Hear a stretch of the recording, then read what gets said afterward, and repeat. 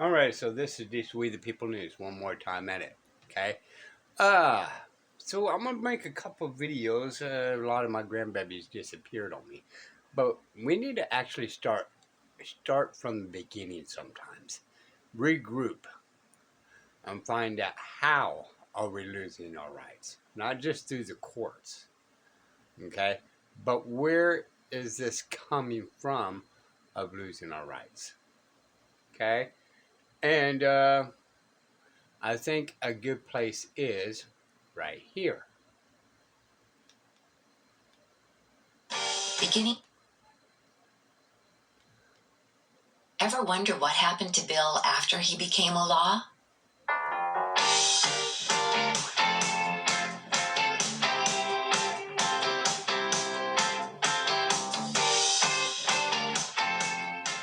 Most laws are not self-enacting. Instead, they authorize agencies in the executive branch to write regulations that in turn become the enforceable law that people must follow. For example, the Clean Water Act directs the Environmental Protection Agency to set standards for maximum allowable levels of various contaminants in rivers. Now, also recall and remember this, all right, for the people, okay? Um, and 14th Amendment subjects, okay? I didn't say it, the 14th Amendment says it. Read it, all right? This Water Act applies to businesses that somehow has reached into your property due to agencies trickling down and violating your rights. And then when we take it to the courts, attorneys are not going in there in the right standing. Okay? And this is the issue we have now. And I'm not saying all attorneys are bad and they're just taught the way they're taught. But there we are, right? So when we get an attorney to go fight these people in court, they only do what they've been taught to do. And they don't see us really as we the people. They see us as subjects. That's the reason why when you get these First Amendment audits out there and go to the police stations, they're agencies, the business, okay? And they just looking at you and like frown and all that kind of stuff. Well, you go in there and you say you're a citizen, but you never actually clearly establish which citizen you are. Because the people is a citizen with the capital C, and the 14th Amendment subjects is the lower C. You know what they call that? Or at least at one time in school? Grammar. Okay? Now people say there's no big deal with the capitals and all that. It's grammar. It is a big deal. And how do you think they've been tricking you? Okay? And by the way, I'm not a sovereign citizen. And lakes, and to regulate discharge from wastewater treatment, stormwater overflow, and agricultural runoff. So after Bill becomes a law, he has many offspring. Each of these regulations or rules must also go through a process before it becomes enforceable. Now, there we go, right? It became a law. Then they get an agency to create rules. All right? That's not law, but it's got force of law. Okay? And this is where we lie the problem, right? How did you break a law if it's not a law, which applies to the people? Okay? You go by the law, but the rules, regulations, statute, codes, and all that does not apply to you. It applies to the business. That's the reason why they have these administrative agencies out there, is go after the business and make sure they are with clean hands and operating their business with good honor and not destroying our country. All right, and we should know these things, but we have been taught by our parents, by our grandparents, that just comply. And how many people out there are saying that? Well, just comply. Just comply. How did an officer policy get the authority over you when it's not a law? It's that officer policy.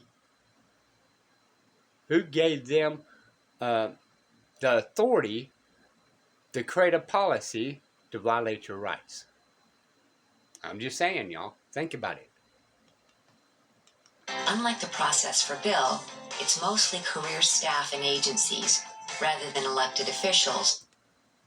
Right there, very end. I call it just in time, right? It's career staff agencies than elected officials. So elected officials are hiding way up here, way at the top. They're all the ones that's violating your rights, and they're not having an oath of office, people. That's the reason why back in 1938 they created a Foreign Registration Act that, well, even before then, Congress created the Second Congress that everybody must follow what we call today Article 6, USC 4, Section 101, must follow oath of office. Every one of these people is supposed to have an oath of office with the follow-up following a Foreign Registration Act. Okay? They're all supposed to follow it. And they don't. And all these people have authority over you without an oath of office. Meanwhile, the people up in the oath of office is not held responsible. Figure that out. Draft and revise regulations. Beginning with the statutory language in the law, which is often brief and aspirational, agency staff will develop a draft regulation. This step can take a year or more, as agencies consider alternatives and examine their possible impacts.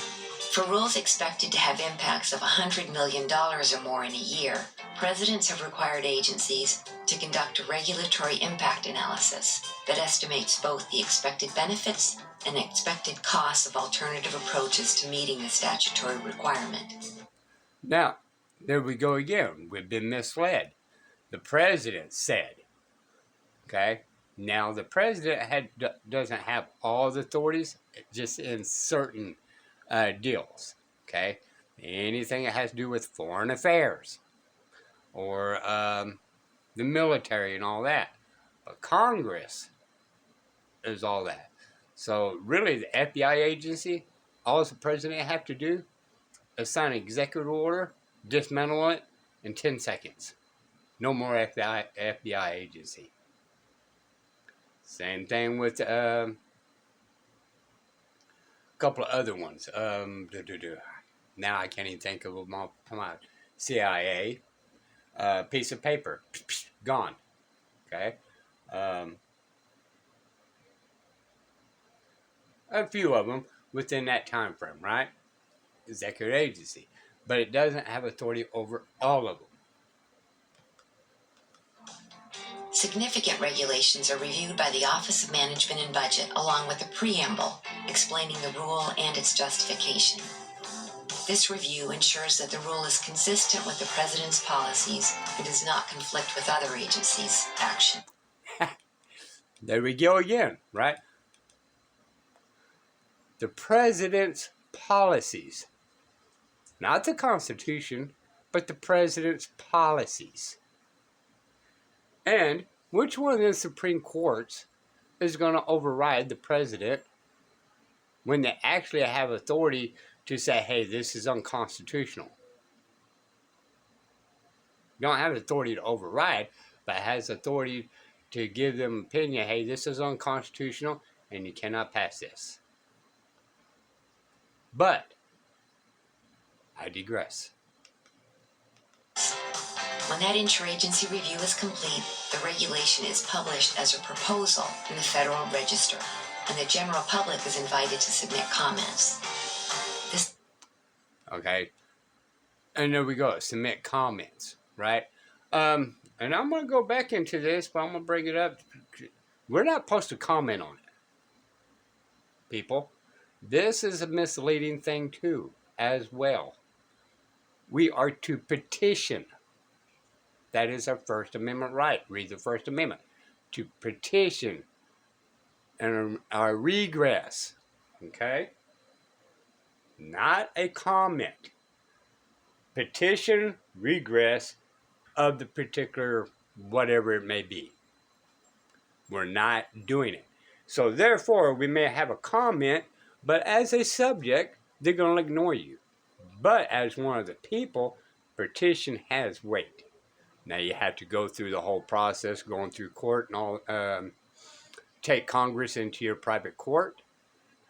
But that being said, we need to learn how to do it properly, in honor, in good faith, and do not that.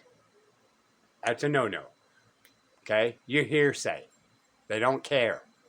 You put in there one of the people petitioning regress of this being an unconstitutional law, such.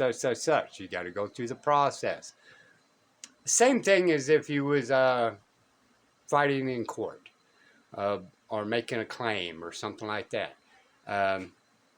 But it's within the guides of the Constitution and not the courts. Courts have no authority in the people to do a petition with their government. Have zero authority. They act like they do. They tell you do. But remember, we don't have just 3 branches of government, okay, anymore. All right? We got the legislature. We got the judicial. Then we got the executive branch. But, sorry about that. But everybody's ignoring the almighty powerful. Instead of 3, now, up here at the very top, that's above everybody down here, is the 4th branch, with what? The bar members. Okay? Some is going to disagree, but why are we in the shape we're in if it wasn't for the bar members? Why are we losing Second Amendment rights? Why are we slowly losing Fourth Amendment rights? It's been so diluted. The Fifth Amendment rights been diluted. Okay? There's a reason why if you read cases before the bar, that's actually the best cases to read. People did things in a proper manner. Of course, there's some things in there that needed to be changed. Okay? But, got sidetracked. That is the proper way of doing it, is that we do a petition on it, not a comment. All right? That's the same thing as Facebook. Oh, we're going to do a comment of this particular law. It's a comment. They don't care. You put the petition in writing and you send it to Congress. You don't send it in a little box or on this deal of the administrative section that don't even have an oath of office. You send it, the petition, to Congress that has the oath of office. All right? And that you're going to hold him liable. And the more people you have, the better off you'll be. Why do you think some of these laws get passed by the rich people? They have a bunch of people do petitions. They just don't tell you about it. Right? Of course, it don't help that, they fund a little bit of this and that. But that's not all it is. They do petitions. All right? Petitions is a very important thing that we're not knowing how to do. Comment period usually lasts for 30 to 60 days, after which the rule is revised accordingly. After another round of interagency review, the rule is published in the Federal Register and codified as law in the Code of Federal Regulations. It's codified into law. It's a statute. It's not law. When they say it's codified, what is it? It's codified as as law. Very important. It doesn't say codified in law. We got to watch these little words. They sneak up on you. Of law, in law, okay, and law, grammar, right? So it's codified as law, but it cannot be. It's a statute, okay? After a process that can take years, the regulation that law authorized is finally enforceable. Rarely, a regulation is changed after being issued. Interested parties can sue to have it modified or even overturned in the courts, and Congress can vote to disapprove a rule after it's issued. Boom. What did I just say? Congress can have it overturned. Well, how does it get overturned? You, the people, to write a petition of your redress that's causing you some form of harm and damages and loss to Congress and order them to instruct them as their boss, because they are our what? Servant. Now, they're not our subjects. All right? They flipped that on us and we became subjects. But the people go up here and petition and instruct them to get rid of it. Okay? We found it was unconstitutional. Allegedly, 90% of the law is unconstitutional. How did it get there? Is it because of all these non-oath people and not held responsible? Because these idiots right here don't understand the Constitution up here and went by statute, codes, rules, and regulations to the people who don't have an oath of office? Yeah. For every law, this process can occur for dozens of rules. Some have estimated that the Dodd-Frank Wall Street reform law alone required agencies to issue 243 regulations. Sit and think about that, y'all. Can you understand per agency at minimum 200-something rules from people that don't have an oath of office? Know who wrote the regulatory laws you must comply with? Should Congress be more accountable for regulations as well as bills? Have you ever submitted a comment on a regulation?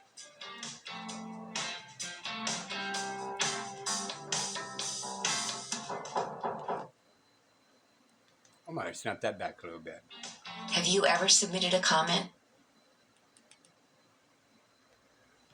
Again, not submit a comment. Have you ever petitioned Congress of your redress by the First Amendment? Lisa, We the People News. Bye, y'all.